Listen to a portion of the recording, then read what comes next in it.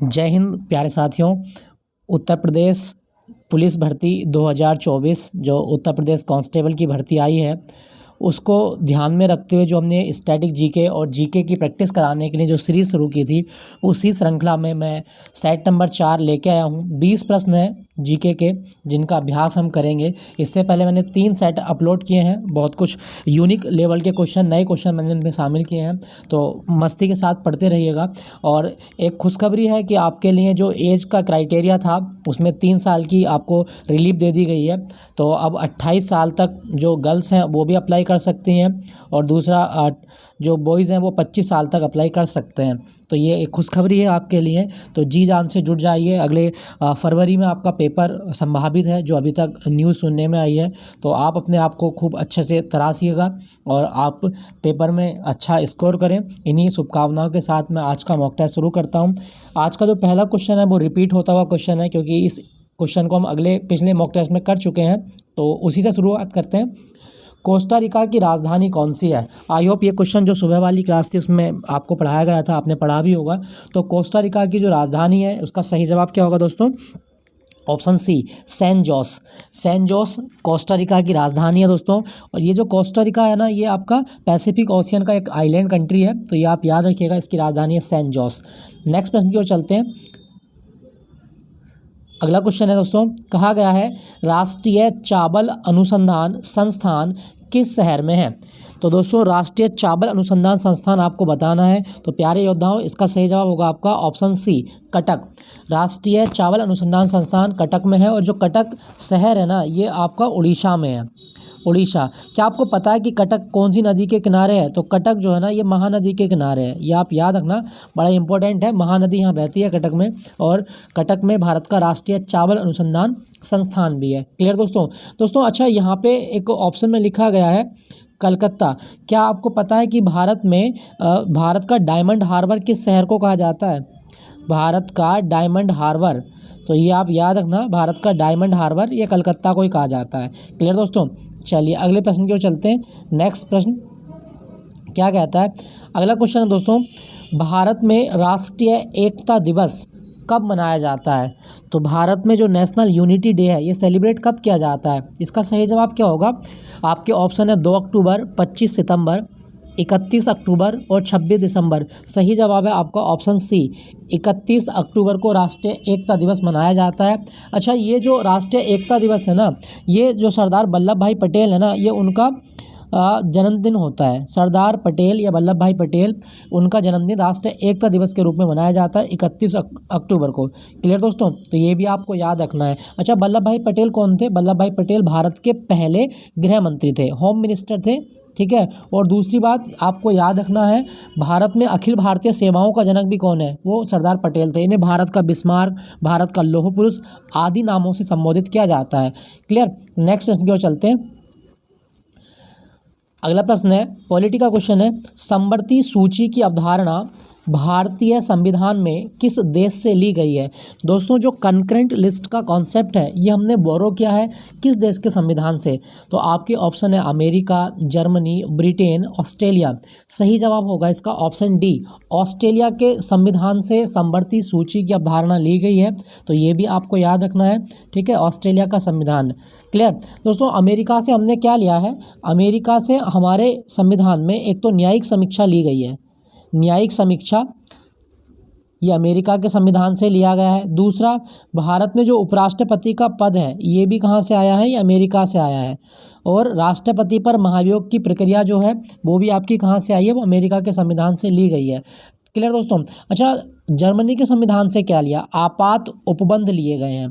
जो भी हमारे इमरजेंसी प्रोविज़न है, आपात उपबंध हैं, वो जर्मनी के संविधान से हमने लिए हैं। तो ये भी आपको याद रखना है, इंपॉर्टेंट है, पूछा जाता है। समवर्ती सूची, समवर्ती सूची ऐसी सूची है जिसमें सेंटर प्लस स्टेट, मतलब केंद्र और राज्य दोनों मिलकर कार्य करते हैं। तो समवर्ती सूची हमने बोरो की है कहाँ से? ऑस्ट्रेलिया के कॉन्स्टिट्यूशन से। क्लियर दोस्तों? अच्छा दोस्तों, क्या आपको पता है कि भारत का जो संविधान है, ये किसने अपने हाथ से ओरिजिनली लिखा है? संविधान की जो मूल लिपि है, जो मूल प्रतिलिपि है, वो किसने लिखी है अपने हाथ से? क्या अंबेडकर ने लिखी है? तो जवाब होगा नहीं, अंबेडकर ने भारत के संविधान की स्क्रिप्ट नहीं लिखी। फिर किसने लिखी? तो वो व्यक्ति थे प्रेम बिहारी नारायण रायजादा, ये एक ही नाम है, प्रेम बिहारी नारायण रायजादा। ये वो व्यक्ति हैं जिन्होंने संविधान को ओरिजिनली अपने हाथ से लिखा है। ठीक है, अंबेडकर उस समिति के अध्यक्ष थे जिसने संविधान का ड्राफ्ट तैयार किया था। अंबेडकर ने संविधान को अपने हाथ से नहीं लिखा, लिखने वाले व्यक्ति थे प्रेम बिहारी नारायण रायजादा। हालांकि संविधान का शिल्पकार किसको कहा गया है, तो डॉक्टर बी.आर. अंबेडकर को कहा जाता है। क्लियर दोस्तों, आप याद रखिएगा, बड़ा इंपॉर्टेंट क्वेश्चन है। संवर्ती सूची आपसे पूछी गई थी, ऑस्ट्रेलिया के कॉन्स्टिट्यूशन से ली गई है। नेक्स्ट प्रश्न की ओर चलते हैं। नेक्स्ट प्रश्न है आपका, एक पुस्तक है आपकी द गाइड उपन्यास के लेखक कौन है। दोस्तों द गाइड ये पुलिस का बहुत फेवरेट क्वेश्चन रहता है, बहुत सारे एग्जाम में मैंने पुलिस के देखा है इसको, तो इसीलिए मैंने शामिल किया। द गाइड उपन्यास के जो लेखक हैं वो हैं R.K. Narayan. Option C is the right answer. R.K. Narayan की किताब है द गाइड। क्लियर दोस्तों। अच्छा, चेतन भगत की आप याद रखना, हाफ गर्लफ्रेंड, चेतन भगत का एक उपन्यास है हाफ गर्लफ्रेंड, ये बड़ा इंपॉर्टेंट है, आता भी है एग्जाम में, एसएससी इसको कई बार पूछती भी है। तो हाफ गर्लफ्रेंड चेतन भगत का उपन्यास है, लेकिन आपसे पूछा गया द गाइड, तो R.K. नारायण का उपन्यास है द गाइड। नेक्स्ट प्रश्न की ओर चलते हैं। क्वेश्चन है आपका, कान्हा नेशनल पार्क भारत के किस राज्य में है। तो कान्हा नेशनल पार्क आपको बताना है। दोस्तों कान्हा किसली नेशनल पार्क, ये भारत का जो सोयाबीन प्रदेश है, सोयाबीन स्टेट है, उस राज्य में स्थित है। सही जवाब होगा फिर मध्य प्रदेश। मध्य प्रदेश में कान्हा नेशनल पार्क है, ये आप याद रखिएगा। ये टाइगर रिजर्व भी है, कान्हा किसली टाइगर रिजर्व और नेशनल पार्क दोनों में आता है। अच्छा दोस्तों, यहाँ पे आपको एक चीज़ याद रखना है, मध्य प्रदेश में और भी नेशनल पार्क है, जैसे पन्ना नेशनल पार्क है आपका, ये भी बड़ा फेमस है आपका। और कान्हा किस लिए हो गया, बांधवगढ़ है, बांधवगढ़ नेशनल पार्क, ये टाइगर रिजर्व भी है। पेंच है आपका, पेंच टाइगर रिजर्व। तो ये सारे आपको याद रखना है, ये मध्य प्रदेश में है। दोस्तों मैं मध्य प्रदेश की बात करूँ तो मध्य प्रदेश में ना एक डांस बड़ा फेमस है, मांच डांस कहाँ किया जाता है, मध्य प्रदेश में। दूसरा आप याद है गिरदा किस राज्य का लोक नृत्य है, आंसर होगा मध्य प्रदेश। और एक मटकी डांस भी कहाँ का है, तो मध्य प्रदेश का ही डांस है मटकी। तो मध्य प्रदेश के 3 डांस आपको याद रखने हैं। नेशनल पार्क हो गया आपका। अच्छा, अगर आपसे पूछा जाए कि भारत में सबसे ज़्यादा जो वन क्षेत्रफल है एरिया वाइज, तो भारत में सबसे ज़्यादा जो वन क्षेत्रफल देखा जाएगा वो कहाँ देखा जाता है, वो मध्य प्रदेश में देखा जाता है। और मध्य प्रदेश में भारत का सबसे ज़्यादा सोयाबीन भी होता है। जो आप सोया चाप वगैरह खाते हैं वो सोयाबीन सबसे ज़्यादा कहाँ होता है, मध्य प्रदेश में होता है। क्लियर। अच्छा, यहाँ पे एक ऑप्शन में लिखा गया है गुजरात में वंसदा नेशनल पार्क है, वंसदा नेशनल पार्क गुजरात। और राजस्थान में कौन कौन से, राजस्थान में रणथंभौर है, रणथंभौर टाइगर रिजर्व है। क्लियर। राजस्थान में सरिस्का टाइगर रिजर्व भी है, सरिस्का टाइगर रिजर्व, ठीक है, ये भी बहुत आता है एग्जाम में, सरिस्का टाइगर है राजस्थान। क्लियर। तो ये सारी चीज़ें आपको याद रखनी है। अच्छा चलो आप बताओ, भारत का पहला नेशनल पार्क कौन सा था जो 1936 में बना था। भारत का पहला नेशनल पार्क बताइए जो 1936 में बना। हालांकि मतलब उस राज्य में है जहाँ से गंगा निकलती है। तो आप कमेंट में लिख के बताइएगा भारत का पहला नेशनल पार्क कौन सा था। आपसे पूछा गया था Kanha Kisli national park, Madhya Pradesh. Next प्रश्न की ओर चलते हैं। क्वेश्चन है आपका, उपराष्ट्रपति का पद किस देश से लिया गया है। अभी मैंने जो व्याख्या बताई थी क्वेश्चन की, उसमें ये क्वेश्चन मैंने बताया भी था। भारत में जो उपराष्ट्रपति का पद संविधान में लिया गया वो अमेरिका के संविधान से लिया गया है। ऑप्शन बी इसका सही जवाब है, अमेरिका से लिया गया है उपराष्ट्रपति का पद। अच्छा दोस्तों, अगर आपसे पूछा जाए कि उपराष्ट्रपति बनने की न्यूनतम आयु 35 वर्ष होती है, ठीक है, और भारत का जो उपराष्ट्रपति है वो राज्यसभा का पदेन सभापति भी होता है। क्लियर। नेक्स्ट प्रश्न की ओर चलते हैं। अगला क्वेश्चन साइंस का क्वेश्चन है, टाइफाइड निम्नलिखित में से किसके संक्रमण से फैलता है। दोस्तों टाइफाइड एक तरीके का बुखार होता है, ठीक है। टाइफाइड जब होता है तो मेनली लीवर डैमेज हो जाता है, भूख लगनी कम हो जाती है। तो टाइफाइड जो है वो ये जीवाणु के संक्रमण से होता है। जीवाणु को इंग्लिश में क्या बोलते हैं, बैक्टीरिया के इन्फेक्शन से फैलता है टाइफाइड। क्या आपको पता है कि टाइफाइड का जब हम टेस्ट करते हैं उस टेस्ट को क्या बोलते हैं, टाइफाइड के टेस्ट को बिडाल टेस्ट कहा जाता है। तो ये भी आपके एग्जाम में पूछा जाता है कि बिडाल टेस्ट किस रोग में या किस रोग के निदान के लिए किया जाता है। तो बिडाल टेस्ट टाइफाइड के लिए होता है। और टाइफाइड किससे होता है, ये बैक्टीरिया से होता है। क्लियर, याद रखना, इंपॉर्टेंट है, पूछा जाता है। अच्छा दोस्तों, यहाँ पे लिखा गया है वायरस। अगर आपसे पूछा जाए कि वायरस की खोज किसने की थी, इवानोवस्की ने वायरस की खोज की थी। और दुनिया का पहला वायरस जो था ना, जो जैविक वायरस था, वो टीएमबी था। TMV बोले तो टोबैको मोज़ेक वायरस, ये तंबाकू की पत्तियों में इवानोवस्की ने खोजा था TMV वायरस, ये आप याद रखना। अच्छा एक चीज़ याद रखना, वायरस ना तो सजीव है और ना ही निर्जीव, बल्कि वायरस सजीव और निर्जीव के बीच की कड़ी होता है, लिंक है एक तरीके का, connective link between living and non living. अच्छा आप कहोगे इसका मतलब क्या है? देखो अगर वायरस किसी निर्जीव सेल में है तो वो अपने आप को निर्जीव कर लेगा, अगर किसी जीवित सेल जीवित कोशिका में वायरस आ गया तो वो जीवित हो जाता है, इसीलिए इसको सजीव और निर्जीव के बीच की कड़ी माना जाता है। अच्छा क्या आपको पता है कि वायरस में कोई कोशिका नहीं होती? याद रखना, ये क्वेश्चन पूछेगा आपके एग्जाम में कि वायरस में कितनी कोशिकाएं होती हैं, तो वायरस में कोई भी कोशिका नहीं पाई जाती, अर्थात वायरस एसेलुलर होता है, अकोशिकीय होता है। क्लियर? लेकिन आपसे क्वेश्चन पूछा गया था कि टाइफाइड जो होता है वो किससे होता है? वो जीवाणु के संक्रमण से फैलता है। क्लियर? नेक्स्ट प्रश्न की ओर चलते हैं। क्वेश्चन आपका संगराई नृत्य निम्नलिखित में से किस राज्य से संबंधित है? संगराई, दोस्तों संगराई जो नृत्य है ना ये त्रिपुरा में किया जाता है, ऑप्शन सी इसका सही जवाब है। संगराई नृत्य त्रिपुरा में किया जाता है। ठीक है दोस्तों। अच्छा त्रिपुरा में क्या और डांस भी है? हाँ जी, होजागिरी बड़ा फेमस डांस है त्रिपुरा का, होजागिरी डांस ये आपका त्रिपुरा का है। और दूसरा लेबांग बुमानी, लेबांग बुमानी किस राज्य का लोक नृत्य है? दोस्तों आपका जवाब होगा त्रिपुरा का लोक नृत्य है, तो संगराई आप याद रखिएगा। अच्छा त्रिपुरा का एक त्यौहार बड़ा फेमस है, खर्ची पूजा। खर्ची पूजा ये किस राज्य का त्यौहार है? त्रिपुरा का, और इसमें 14 देवी देवताओं की पूजा होती है, साथ साथ धरती पूजन भी किया जाता है। तो संगराई नृत्य Tripura, option C is the right answer. Next है आपका नॉर्वे की संसद का नाम है। दोस्तों नॉर्वे की जो पार्लियामेंट है, जो संसद है, इसको क्या कहा जाता है? आपके ऑप्शन है सेजिम, खुरल, कॉर्टिस या स्टॉर्टिंग। एक यूनिक क्वेश्चन है, नया क्वेश्चन आपको मिलेगा। तो नॉर्वे की संसद का नाम है Storting, option D is the right answer. Option D Storting. क्या आपको पता है कि नॉर्वे की राजधानी क्या है? ओस्लो। नॉर्वे की राजधानी ओस्लो है, और नॉर्वे को क्या बोलते हैं? The land of midnight sun, the land of midnight sun, मध्य रात्रि सूर्य की भूमि किसे कहा जाता है? दोस्तों सही जवाब होगा नॉर्वे को ही कहा जाता है मध्य रात्रि सूर्य की भूमि। क्लियर?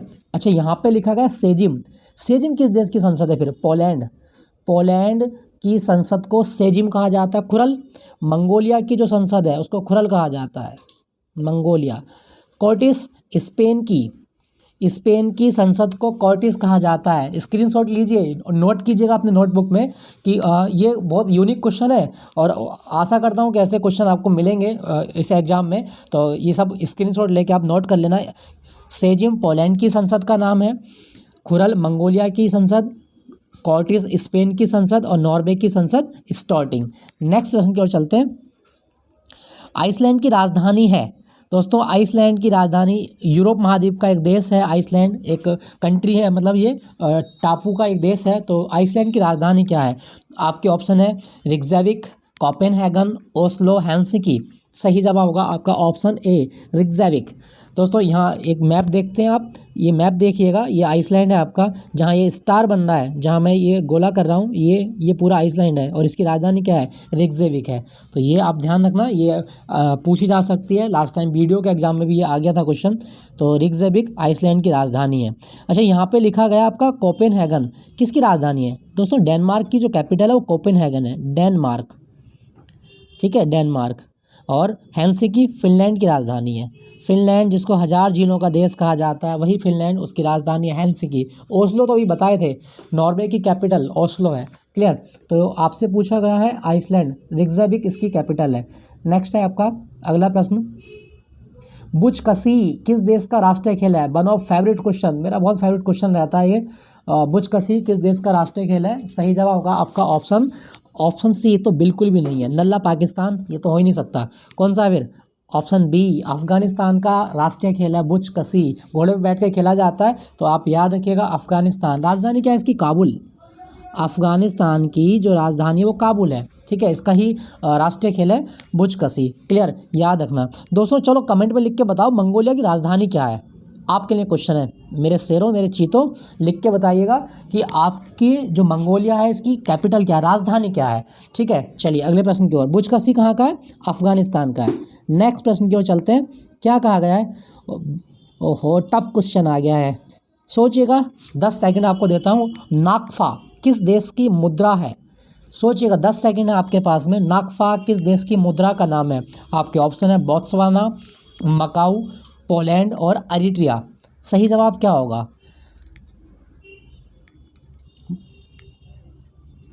आपका टाइम समाप्त हो गया। आपका ऑप्शन पोलैंड बिल्कुल भी नहीं है। सही जवाब आपका ऑप्शन डी अरिट्रिया।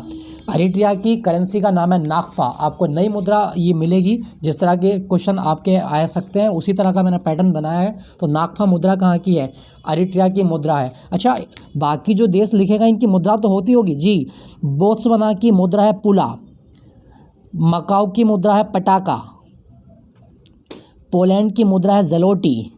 आई होप कि आपको सारा क्लियर हो गया होगा। बोत्सवाना की मुद्रा पुला है, मकाऊ पटाका इसकी मुद्रा है, पोलैंड की मुद्रा ज़लोटी है और नाकफा मुद्रा अरिट्रिया की है। क्लियर मेरी चीज़ों? नेक्स्ट प्रश्न की ओर चलते हैं।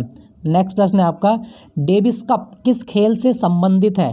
दोस्तों, डेविस कप इसको टेनिस का वर्ल्ड कप कहा जाता है। सही जवाब होगा आपका ऑप्शन सी टेनिस। टेनिस इसका सही जवाब है। अच्छा, क्या भारत की कोई महिला टेनिस खिलाड़ी है जो जिसने बहुत ज़्यादा नाम कमाया? हाँ, सानिया मिर्जा। कौन सा खेल खेलती है? टेनिस खेलती है। याद रखना दोस्तों, सानिया मिर्जा। चलो आप बताओ कि सानिया मिर्जा की आत्मकथा का नाम क्या है? S again odds.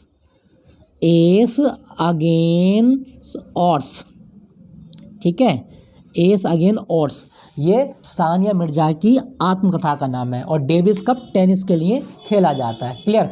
अच्छा, यहाँ पे लिखा गया हॉकी। क्या भारत का राष्ट्रीय खेल हॉकी है? नहीं नहीं, भारत का राष्ट्रीय खेल हॉकी नहीं है।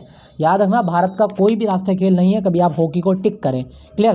अच्छा, यहाँ पे लिखा गया क्रिकेट। क्रिकेट के लिए दलीप ट्रॉफी है, रणजी ट्रॉफी है और कूच बिहार ट्रॉफी है, शीश महल ट्रॉफी है। बहुत सारी ट्रॉफी क्रिकेट में खेली जाती हैं। जैसे एसएस कप आपसे पूछा जाता है क्रिकेट में, ठीक है, तो ये आप याद है। आपसे पूछा गया डेविस कप टेनिस, इसका सही जवाब है option C is the right answer. याद रखिएगा दोस्तों। क्लियर? चलिए अगले प्रश्न की ओर चलते हैं। अगला प्रश्न है आपका, नेक्स्ट प्रश्न है एक सेकेंड, हाँ, अगला क्वेश्चन है आपका, कॉमनवेल्थ ऑफ नेशंस का मुख्यालय किस शहर में है? दोस्तों, कॉमनवेल्थ देशों का जो संगठन है इसका मुख्यालय आपसे पूछा गया है। आपके ऑप्शन है टोक्यो, बर्लिन, पेरिस, लंदन। पहले तो आप जानें कि कॉमनवेल्थ ऑफ नेशंस होते क्या हैं। देखिए, वे देश जो कभी अंग्रेज़ों के उपनिवेश थे, जो अंग्रेज़ों के अधीन थे, अंग्रेज़ों के सबॉर्डिनेट थे, उन देशों को कॉमनवेल्थ कंट्री कहा जाता है। इंडिया भी एक कॉमनवेल्थ कंट्री है, ऑस्ट्रेलिया कॉमनवेल्थ कंट्री है। तो जो देश कभी इंग्लिश उपनिवेश थे उन्हीं को कॉमनवेल्थ देश कहा जाता है। कॉमनवेल्थ देशों का जो मुख्यालय है ना दोस्तों, वो आपका लंदन में है। आपका ऑप्शन डी इसका सही जवाब, लंदन। क्या आपको पता है कि लंदन कौन सी नदी के किनारे है? लंदन कौन सी नदी के किनारे है? इजी क्वेश्चन है, आलिया भट्ट को भी ये क्वेश्चन याद है। तो ये टेम्स नदी के किनारे है, ठीक है, लंदन टेम्स नदी के किनारे है। याद रखिएगा, कॉमनवेल्थ देशों का मुख्यालय लंदन में है। अच्छा, क्या आपको पता है कि यहाँ पे पेरिस जो लिखा गया है, यूनेस्को का मुख्यालय पेरिस में है। यूनेस्को का जो मुख्यालय है वो पेरिस में है। नेक्स्ट प्रश्न की ओर चलते हैं फिर। इसरो द्वारा आदित्य एल्बम, सॉरी ये जो है टाइपिंग मिस्टेक है, ये आदित्य एल्बन लिखा गया था, एल्बम हो गया है। आदित्य एल1 मिशन किस रॉकेट से लॉन्च किया गया था? दोस्तों, भारत का जो पहला सोलर मिशन है उसका नाम आदित्य एल1 है और ये जो 2 सितंबर 2023 को लॉन्च किया गया था श्री हरिकोटा द्वीप से। अच्छा, कौन से रॉकेट से? सही जवाब होगा PSLV C57। PSLV C57 से आदित्य एल1 मिशन को लॉन्च किया गया था इसरो ने, ठीक है। एल1 जो होता है ये एक बिंदु है जहाँ पे gravity of earth is equal to gravity of sun. कहने का मतलब है एल1 या लैग्रेंजियन बिंदु वह बिंदु है जहाँ पर सूर्य और पृथ्वी का गुरुत्वाकर्षण बराबर हो जाता है। तो भारत की जो स्पेस एजेंसी इसरो है वो सूर्य के बाह्य वातावरण का अध्ययन करेगी, ठीक है, और इसके लिए उसने लॉन्च किया आदित्य एल1 मिशन और ये रॉकेट कौन सा था? PSLV C57। क्लियर? नेक्स्ट प्रश्न की ओर चलते हैं। नेक्स्ट प्रश्न है आपका, परमवीर चक्र प्राप्त करने वाले पहले व्यक्ति कौन थे? परमवीर चक्र जिसको मिला दोस्तों, आपके ऑप्शन है सेम मोनेक शाह, मेजर सोमनाथ शर्मा, मनोज पांडे या धन सिंह थापा। इसका सही जवाब ऑप्शन ए बिल्कुल भी नहीं है, Sam Manekshaw is wrong answer. सबसे पहले परमवीर चक्र विजेता कौन थे? Major Somnath Sharma. Option B is the right answer. याद रखिएगा दोस्तों, परमवीर चक्र सबसे पहले किसको मिला? जवाब होगा मेजर सोमनाथ शर्मा को मिला था। क्लियर दोस्तों? नेक्स्ट प्रश्न की ओर चलते हैं। क्या कहा गया है किस देश की सैन्य सहायता के लिए भारत ने ऑपरेशन कैक्टस संचालित किया था? दोस्तों साल था 1988 का, जब वहाँ पे सैन्य तख्तापलट किया गया और उस देश के राष्ट्रपति ने भारत से मदद मांगी। भारत की वायुसेना जाती है और कुछ ही दिनों में कुछ ये जो वहाँ पे कूच चल रहा था, तो सेना का तख्तापलट चल रहा था, उसको हरा देती है और फाइनली उस देश को सेव कर लेती है। तो कौन सा देश है जहाँ पे ऑपरेशन कैक्टस को हमने कंडक्ट किया था? सही जवाब होगा आपका ऑप्शन डी, मालदीव। मालदीव में ऑपरेशन कैक्टस चलाया गया था भारत के द्वारा। ये आप याद ना, साल था 1988। क्या आपको पता है कि मालदीव की आधिकारिक भाषा क्या है? दिवेही। मालदीव की आधिकारिक भाषा दिवेही है और इसकी जो राजधानी है वो माले है। याद रखिएगा दोस्तों, ये पूछा जाता है। क्लियर? नेक्स्ट प्रश्न की ओर चलते हैं। भारत और पाकिस्तान की सीमा रेखा पर कौन सा अर्धसैनिक बल कार्य करता है? इजी क्वेश्चन है। भारत और पाकिस्तान की सीमा रेखा पर कौन सा अर्धसैनिक बल कार्य करता है? आपके ऑप्शन है एसएसबी, सीआरपीएफ, बीएसएफ और आईटीबीपी। सही जवाब होगा आपका ऑप्शन सी, बीएसएफ। लोगो देख के समझ गए होंगे आप। बीएसएफ भारत के जो पाकिस्तान के साथ सीमा रेखा है उस पर हमारी सुरक्षा करता है। अच्छा, बीएसएफ क्या रक्षा मंत्रालय के अधीन कार्य करता है? नहीं, गलत हो जाएगा, गृह मंत्रालय के अधीन। भारत में बीएसएफ हो, चाहे वो सीआईएसएफ हो, चाहे वो सीआरपीएफ हो, आईटीबीपी हो, एसएसबी हो, असम राइफल हो, ये सब आपके गृह मंत्रालय के अधीन ही कार्य करती हैं। तो ये आप याद रखिएगा, बीएसएफ गृह मंत्रालय के अधीन है। और भारत पाकिस्तान और भारत बांग्लादेश, उन भारत की वो सीमा जो बांग्लादेश के साथ साझा होती है और साथ साथ जो पाकिस्तान के साथ साझा होती है, उस पर सुरक्षा की जिम्मेदारी बीएसएफ की होती है। क्लियर दोस्तों? अच्छा, मैं आपको एक चीज़ बता दूं, अगर आपसे पूछा जाए कि भारत और पाकिस्तान की जो सीमा रेखा, इसकी लंबाई कितनी है, तो यह है 3323 किलोमीटर। 3323 किलोमीटर भारत पाकिस्तान की सीमा रेखा की लंबाई है, जिस पर बीएसएफ अपनी सुरक्षा का जिम्मा संभालती है। ठीक है दोस्तों? तो दोस्तों ये था आज का एक और mock test number 4। Unique question थे। आई होप कि आपको ये सेशन मज़ेदार लगा होगा, बहुत कुछ जानने को मिला होगा, यूनिक चीज़ें। तो अगर ये आपको अच्छा लगा तो चैनल को एक बार सब्सक्राइब ज़रूर कीजिएगा, लाइक ज़रूर कीजिएगा और मिलता हूँ आपको अगले मॉक टेस्ट के साथ में। Thank you for watching Gyanpeeth ji के पॉइंट।